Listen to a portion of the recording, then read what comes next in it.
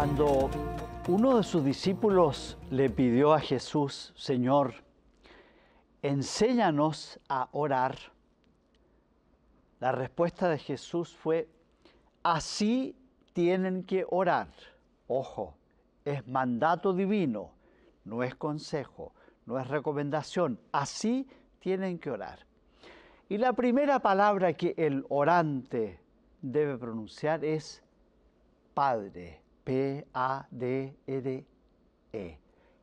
Padre. Bien conocía Jesús, nadie mejor que Él conoce las honduras del corazón humano. Bien sabía Jesús las resonancias y las implicancias, tanto humanas como divinas, que la palabra Padre tenía para sus oyentes y sus interlocutores.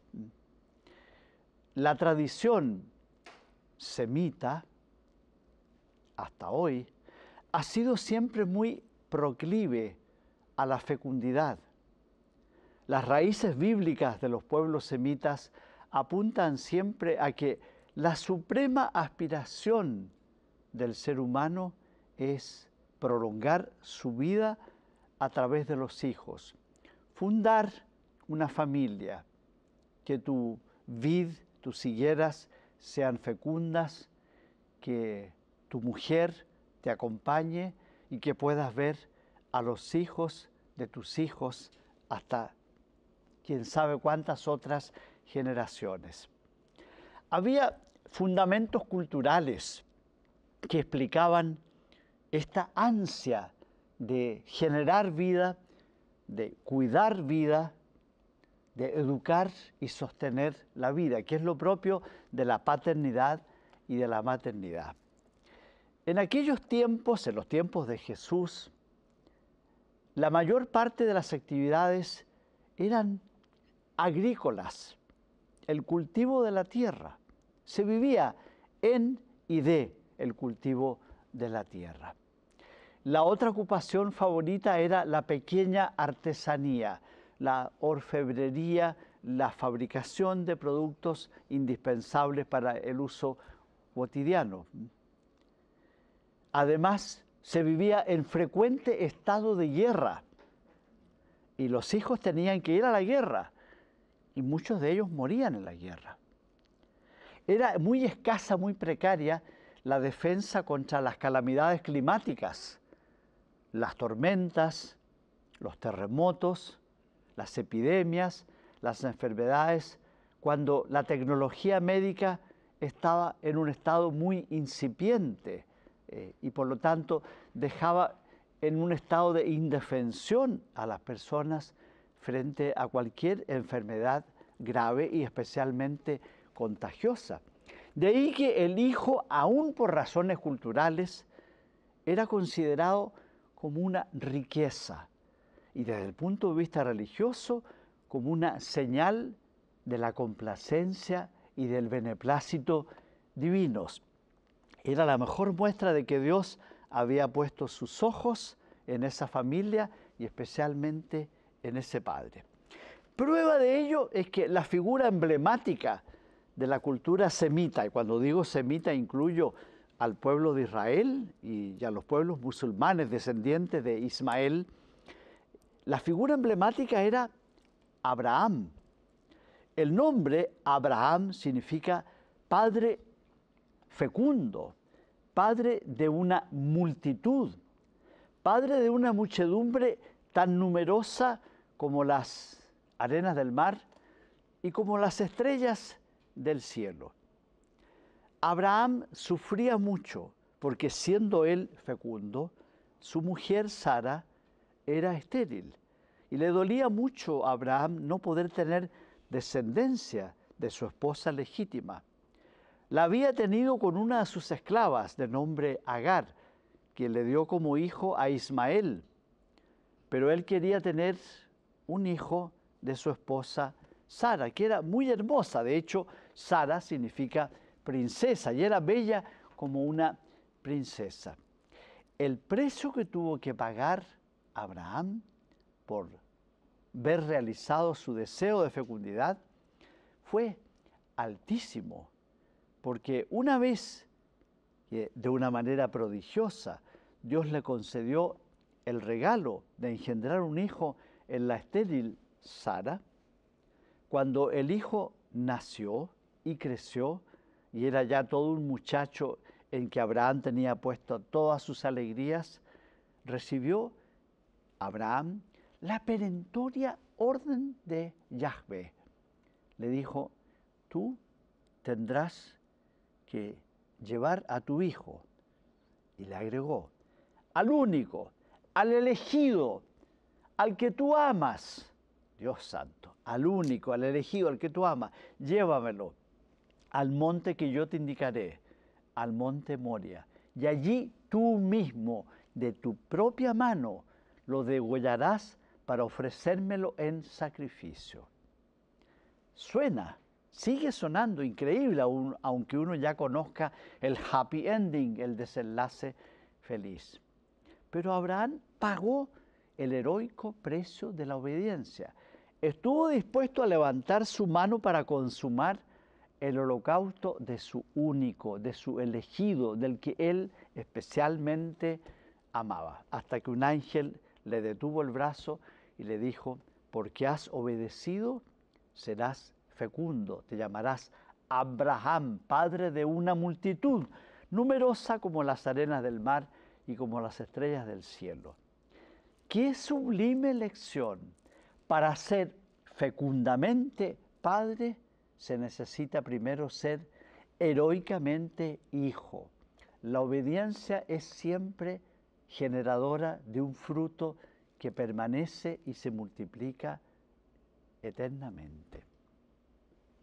Hasta hoy día rige una especie de axioma que dice que un ser humano se realiza de un modo perfecto cuando ha cumplido 3 funciones, 3 sueños: escribir un libro, plantar un árbol y engendrar un hijo. ¿Qué tienen en común estos 3 sueños, estas 3 funciones o aspiraciones? La vida, engendrar la vida, multiplicar la vida, cuidar, proteger la vida. El libro alimenta la vida y no pocas veces un libro te cambia el curso de la vida, especialmente el libro por excelencia, la Biblia, la Sagrada Escritura.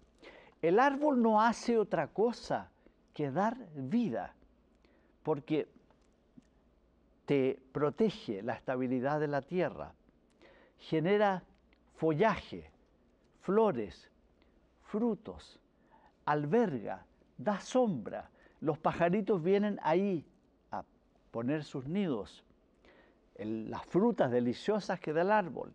Y el árbol es tan generoso, tan sublime, autor y multiplicador de la vida, que cuando el árbol, el querido árbol, muere, hasta después de muerto, sigue encendiendo el fuego, el calor que da la vida. Y los hijos, alguien ha dicho, son el mejor remedio para nunca morir. De tal manera que el sueño que se ha arrastrado durante milenios ha sido precisamente engendrar la vida, sostener y alimentar la vida, educar la vida, multiplicar, perpetuar el maravilloso misterio de la vida, que es un don sagrado de Dios. ¿Qué pasó? ¿Cómo fue que se produjo un cambio cultural en los últimos 2 o 3 siglos que ha llegado a lo que hoy día tenemos? Que tener un hijo se considera un lastre. Engendrar un hijo parece más bien una carga. A la mujer que ya ha concebido un hijo se le dice que está embarazada, y la palabra embarazo significa una carga, un obstáculo, una molestia que provoca incluso sonrojos, como que tuviera que pedir permiso por la molestia que se está causando a sí misma y colateralmente a los demás.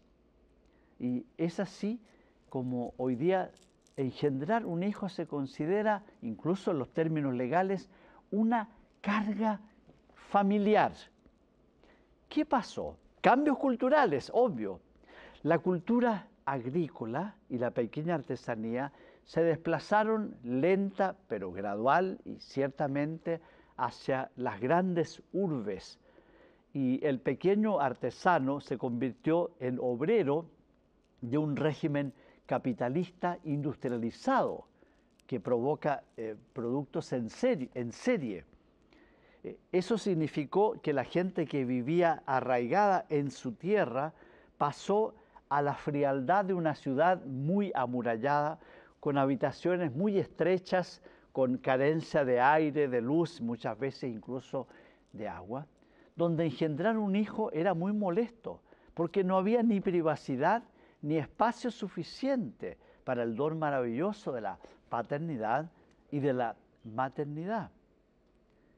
Los sueldos, los salarios eran escasísimos.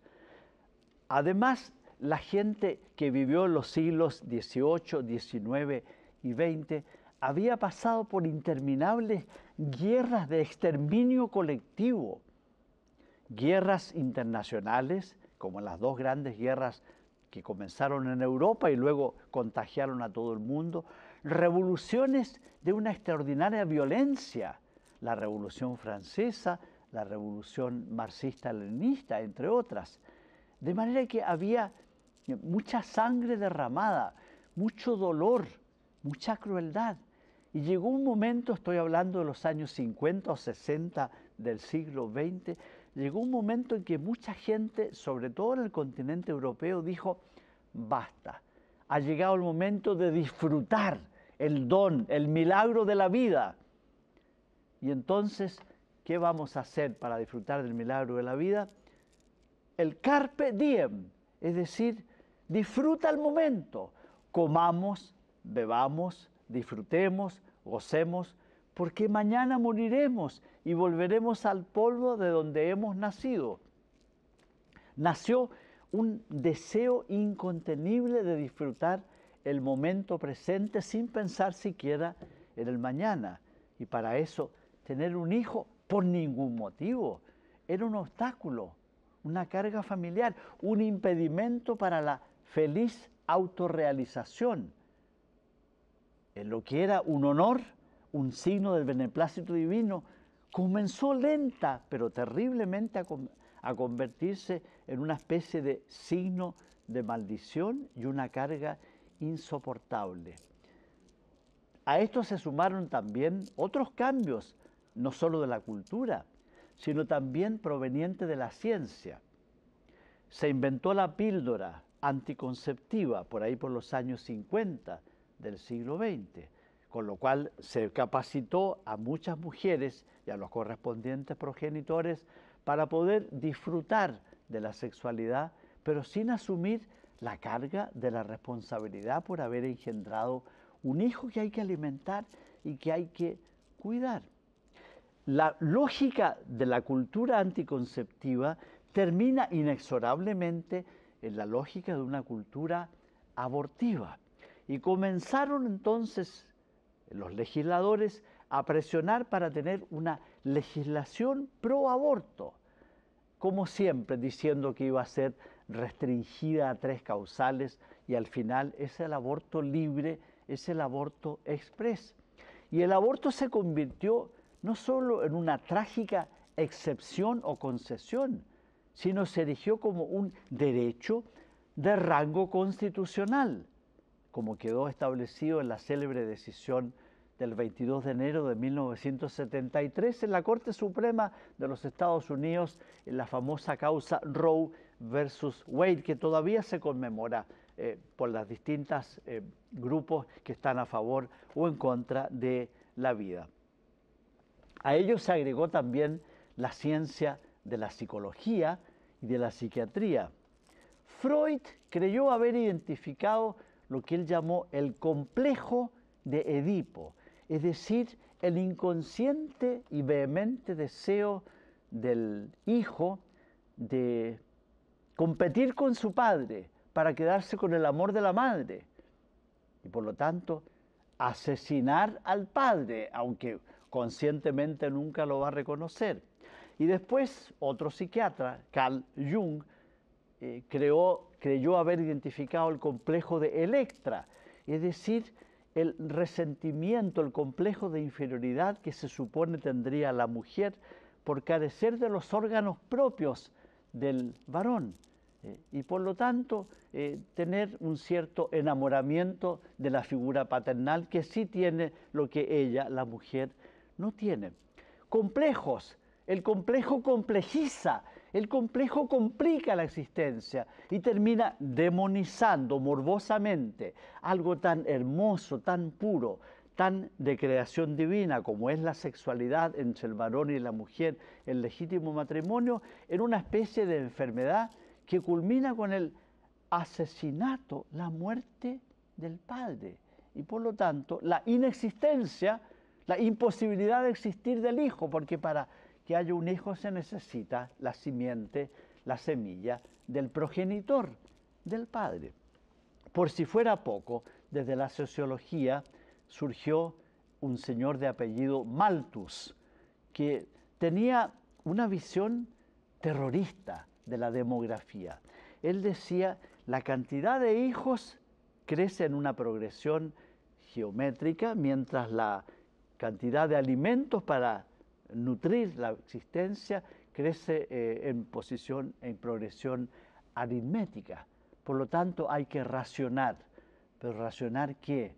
¿Racionar el alimento? No, racionar los hijos. Ya Malthus, 3 siglos atrás, estaba propiciando el control de los nacimientos, es decir, que el Estado interviniera en un ámbito privatísimo de la intimidad familiar. Todos estos factores culturales, además, se agregaron a una concepción, ya tiene que ver con lo religioso, la muerte de Dios. La muerte de Dios de la que habló otro filósofo alemán, Nietzsche. La muerte de Dios, o mejor dicho, el odio a todos los dioses que explícitamente manifestó otro alemán, Karl Marx, cuando él se titula en la Universidad de Jena, en Alemania, toma como epígrafe de su tesis doctoral el odio a todos los dioses, es decir, la figura de ese titán, ese semidios Prometeo, que está ciego porque los dioses del Olimpo tienen envidia de que él se apodere del fuego sagrado de los dioses, y por eso odio a todos los dioses. Y de ahí la proclamación del fervoroso Karl Marx: la religión es el opio del pueblo, la muerte de Dios.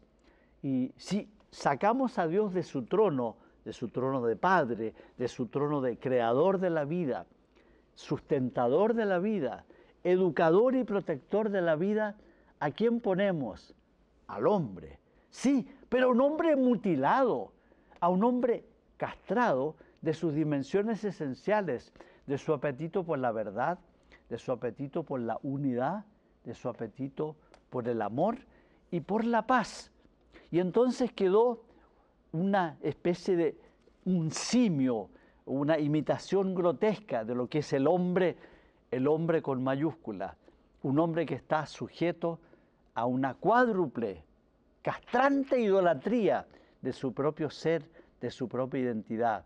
La idolatría del poseer, la idolatría del poder, la idolatría del placer y la idolatría del parecer. Estos 4 fatídicos jinetes apocalípticos amenazan oscurecer todo el panorama, la aspiración, la esperanza, la identidad misma del hombre y terminan culminando en esta desastrosa conclusión: no hay que engendrar hijos, tenemos que terminar con la paternidad y con la maternidad. La muerte de Dios, la muerte del Padre. Ahora, el problema es, ¿por dónde empezamos? ¿Empezamos por volver a la vida a Dios o empezamos por volver a la vida a los hijos de Dios? El dilema es falso. Hay que hacer las dos cosas al mismo tiempo. Hay que volver a enseñar o volver a aprender a rezar siempre con la palabra que Jesús nos reveló. Padre, Padre nuestro, Padre que estás en el cielo, Padre dador sustentador, educador y protector de la vida. Padre que no te imaginas el mundo sin la presencia de tu hijo, de tus numerosos hijos. Padre que no quiere que ninguno de sus hijos se pierda. Padre que está dispuesto a enviar a su propio hijo, como Abraham estuvo dispuesto a sacrificar a Isaac, envía a su propio hijo, pero esta vez para que consume la muerte más cruel en el Calvario de la cruz y para que de esa manera se convierta en un trigo fecundo y en el amor que da la vida a costa de su propia vida. La teología de la Biblia fue siempre amiga de la vida, amiga de la paternidad de Dios, amiga de la familia y amiga de la fecundidad. Cuando uno revisa los grandes profetas bíblicos como Isaías, Oseas, Jeremías, Ezequiel, ve que tienen en común una extraordinaria simpatía por la paternidad, la maternidad, la relación esponsalicia de Dios con el género humano y especialmente con su pueblo, con el pueblo de Dios.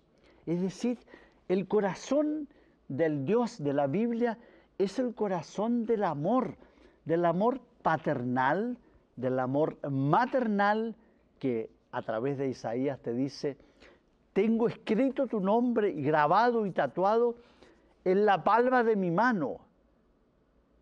De un Dios que habla a través de Oseas: tú eres mi esposa y lo serás para siempre. Que a través de Ezequiel dice: aunque te hayas prostituido e incluso pagado para irte con tus amantes, yo honraré mi deber de fidelidad y te desposaré en amor y justicia como si fueras esposa virgen, esposa inmaculada y nunca adúltera ni prostituida. Y cuando pasamos al Nuevo Testamento, Jesús de una manera enfática dice: mi Padre, Dios mi Padre, que también es tu Padre, mi Padre es todo y mi Padre es de todos. ¿Qué quiere decir Jesús cuando dice mi Padre es todo? Todo mi ser, todo mi saber, todo mi poder, todo mi querer, toda mi aspiración, mi esperanza, todo mi placer, toda mi comida, mi reloj, mi hora, mi calendario, mi agenda, todo mi nido de origen, toda mi meta final se llama Padre, Padre, Padre mío. Nací del Padre, vengo al mundo, salgo del mundo, vuelvo al Padre. En la casa de mi Padre hay muchas habitaciones. Todo es del Padre, todo es con el Padre, todo es para el Padre. Y ese Padre que es todo, es Padre de todos. No quiere que se pierda ninguno de sus hijos. Por eso, ante la pregunta, ¿por dónde empezamos?